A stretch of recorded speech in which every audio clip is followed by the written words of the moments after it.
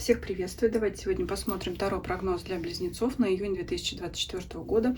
Перед раскладом небольшое объявление, просьба для постоянных зрителей, для новых зрителей. Если у вас есть возможность и желание смотреть мои видео на платформе Дзен, то приглашаю вас туда, потому что появилась возможность монетизации контента на той площадке. Если вдруг вы смотрите меня на других платформах, в качестве благодарности будет очень приятно, да, потому что я думаю, все знают, что за время просмотра авторы получают вознаграждение от той платформы, на которой они свои видео выкладывают. Итак, переходим к раскладу. Основной фон месяца для близнецов: работа, карьера, финансы, имущество, личная жизнь, события интересные, важные или люди, которые будут рядом с вами, существенно влияют на вашу жизнь, и подсказка от оракула.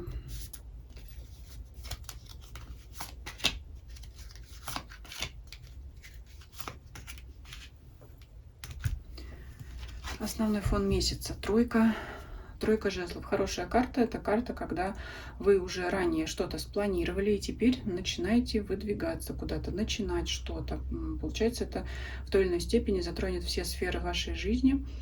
Ну, давайте уже подробнее смотреть. То есть это карта, когда вы уже сделали первый шаг на пути куда-то, к какой-то цели, к чему-то. А может быть, буквально вы куда-то соберетесь пойти, поехать. Мы сейчас посмотрим подробнее. Первую сферу смотрим: работа и карьера. Девятка.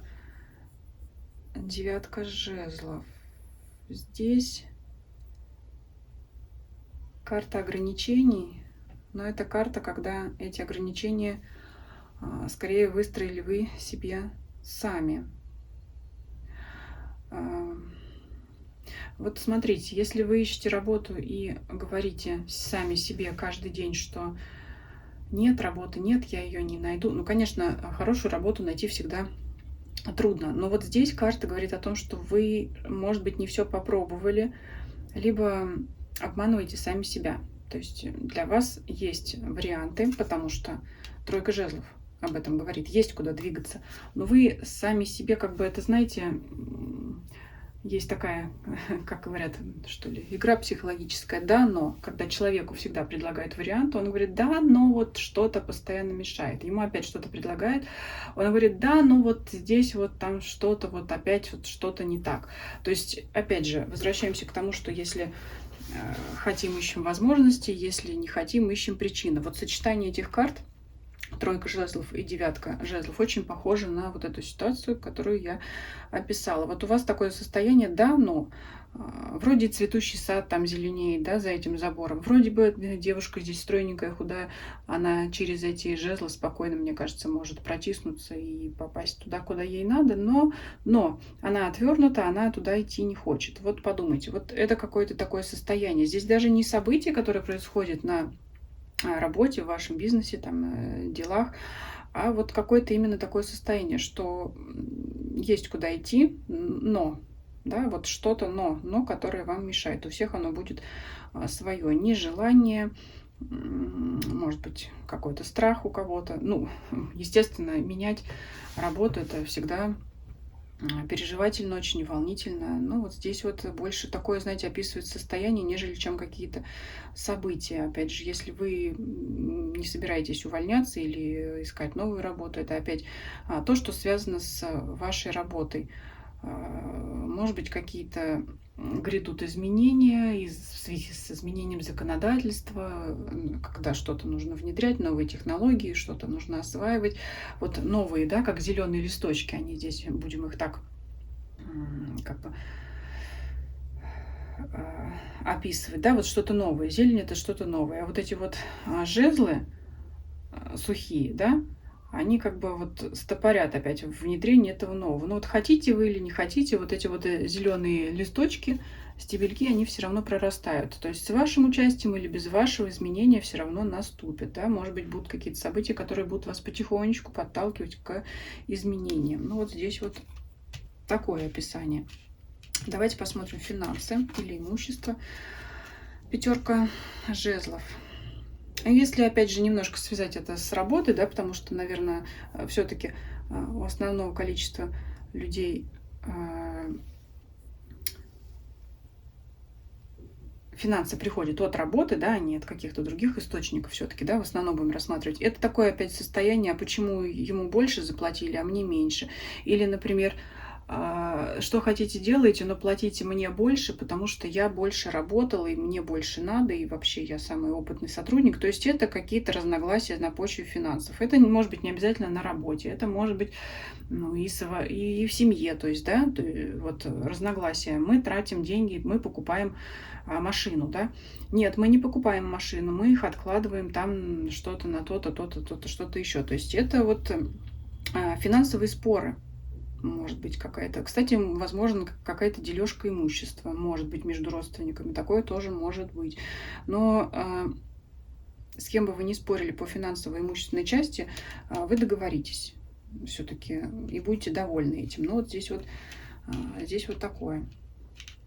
Не буду тоже долго на этом останавливаться. Главное, что я уже сказала, здесь в любой сфере какой-то будет движение, просвет все равно будет. То есть решение вопроса будет, которое вас удовлетворит. Поэтому вот, ну вот это надо пройти. Личная жизнь. Давайте посмотрим, что в личной жизни. 4 пентаклей. Это карта стабильности. Если у вас в паре, в браке все в порядке, значит это плюс положительный, да, то есть все у вас так и останется. Если вы эту пару ищете, то смотрите, но опять это такая была бы не очень благоприятная для вас стабильность, да, когда бы я сказала, что ну, вы стабильно останетесь пока без пары. Но я так не скажу, потому что у вас 3 жезлов, потому что у вас опять какое-то движение куда-то, осталось опять себя пересилить. Вообще от расклада веет каким-то, знаете, что вы сами, я не знаю, так это или не так, потом напишите мне. Такое ощущение, что вы сами не хотите двигаться к чему-то новому. Может быть, кто-то устал, может, ну, не хочет, там, не доверяет, боится или что-то. Но вот я не буду, да, вот уже сказала, для тех, кто в паре, у вас все стабильно, вы в паре, все у вас там нормально, ну, может быть, какая-то рутина, ну, да, ну, по крайней мере, вы вместе, брак сохраняется, продолжается, отношения, ну, они, не могу сказать, что развиваются, но, по крайней мере, как бы ничего такого не происходит, но иногда стабильность, она лучше, чем неприятные сюрпризы и так далее. А вот еще раз для тех, кто эту пару ищет, вы как бы вот если вы останетесь сидеть дома в халате, условно говоря, да, в своем уютном кресле, то, конечно, так у вас ничего не изменится. Опять надо двигаться, надо двигаться. Вот 3 жезлов, она задает вам... Я вначале сказала фон, и теперь я хочу сказать, что она должна задать вам тон, потому что вы должны двигаться во всех сферах вашей жизни. Не сопротивляйтесь работе, изменениям, да, связанным с работой, карьерой, потому что они все равно придут.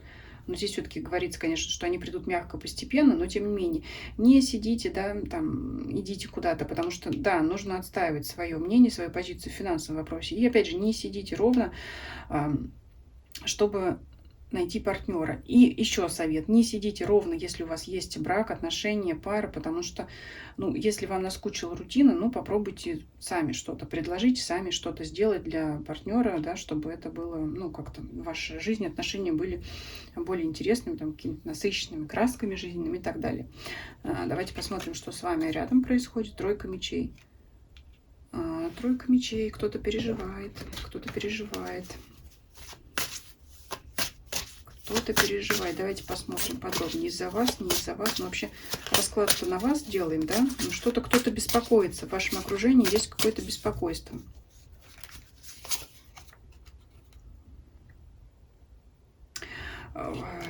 Тройка пентаклей. Опять это больше указывает на финансовую сферу. Вот если я упомянула, есть разногласия с коллегами, родственниками по финансовому вопросу, это вот все-таки мне видится, что подчеркивает вот это еще раз.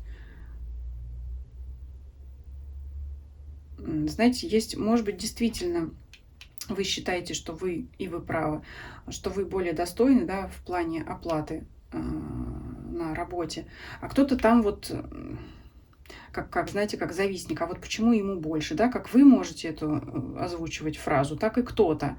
Все-таки эта карта указывает либо вот опять на какие-то дележки финансового имущества между близкими, либо между коллегами, да, когда, ну, я не знаю, что там, процент с продаж делит между сотрудниками или еще что-то. И вот из-за этого вот такой неприятный фон может быть в общении с людьми, которые вот рядом с вами. Опять же, я подчеркиваю, это могут быть либо у кого-то коллеги, либо родственники.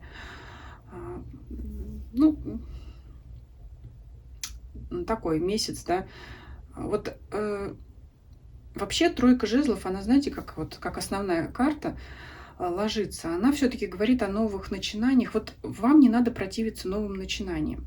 Вам нужно отстаивать свои позиции, то есть быть тверже, увереннее, ну и не закрываться от новых перемен. Вот тогда бы месяц сложился для вас более благоприятный. Если вы будете противиться, да, там вот что-то, с одной стороны, знаете, вот стоять на своем по финансовой части, это тоже противиться. Вроде как, да, это правильно. Но здесь вот же, знаете, как иногда не все можно применить одинаково ко всем сферам жизни. Вот по работе и по личной жизни, вот лучше не сидеть в болоте, лучше принять какие-то изменения, а иногда и сделать их самим, да, самому. То есть вот, ну, здесь вот надо вот как-то вот так вот лавировать, так сказать. Где-то, да, где-то отстаивать свои права, где-то не нужно отворачиваться от новых каких-то веяний жизни и как-то, знаете, идти в ногу с ними, может быть, даже седлать волну, потому что это карта опять начинаний, плюс здесь еще и море, да. Если, может быть, не будете противиться новым изменениям в карьере, в бизнесе, может быть, будете одним из основоположников чего-то нового, действительно, когда вы будете набирать больше опыт, больше знаний в этой сфере, а там ваши конкуренты или коллеги, они только будут потом подтягиваться, но они все равно будут за вами, за вашей спиной, за вами хвостом. Поэтому, ну, я думаю, что вы все поняли, о чем я говорю. Давайте подсказку посмотрим от оракула для вас. Доверяйте вашей интуиции, балансируйте силы. И карта сердечной чакры. Ну вот, опять же, здесь, знаете, как-то надо открываться. Открываться, да, опять не противиться изменениям, принимать их.